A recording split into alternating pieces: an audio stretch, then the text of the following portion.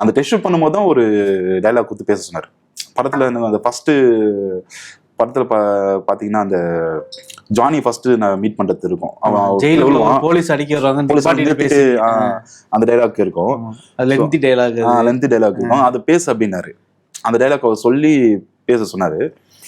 அதை என் ஃப்ரெண்டை பார்த்து பேச சொல்லிட்டாரு. அவனை பார்த்து எனக்கு ஒரே சிரிப்பாகி சரி அதை நான் சரியா பண்ணல. பண்ணோன்னே ஃபர்ஸ்ட் இல்லை பரவாயில்ல, திருப்பி நல்ல ஒரு மூட் எடுத்துருவா. அவரு சொன்னார், எக்ஸ்பிளைன் பண்ணாரு என்ன சொல்லணும்னு எக்ஸ்பிளைன் பண்ணாரு. சார் இந்த மூட் எடுத்துருவா, இதான் மைண்ட்ல வச்சுக்கோ, இதை மைண்ட்ல வச்சுட்டு இப்படி நீ பேச அப்படின்னாரு. அதுக்கப்புறம் திருப்பி பண்ணேன். அப்பயும் நல்லா பண்ணல நான். அப்பயும் திருப்பி இன்னொரு வாட்டி 3வது வாட்டி திருப்பி சொன்னாரு, சொல்லிட்டு பண்ணாரு. அப்பயும் கொஞ்சம் சரியா பண்ணல. பட் சார் கிட்ட கேட்டேன், சார் ஓகேவா உங்களுக்கு நான் சரியா பண்றேன்னா இல்லைன்னு தெரியல சார் அப்படின்னு. அவர் சொன்னார், அதான் இல்லை நீ இம்ப்ரைஸ் பண்ற, நான் சொல்ல நீ ஒரு டேக்குமே நீ வந்து இம்ப்ரைஸ் பண்ணிக்கிற, ஒன்னு அடாப்ட் பண்ற, நீ பண்ற பிரச்சனை இல்லை அப்படின்ட்டாரு. சரி ஓகே, என்ன அவருக்கு இது கான்ஃபிடன்ஸ் வருது அப்படின்னா இது.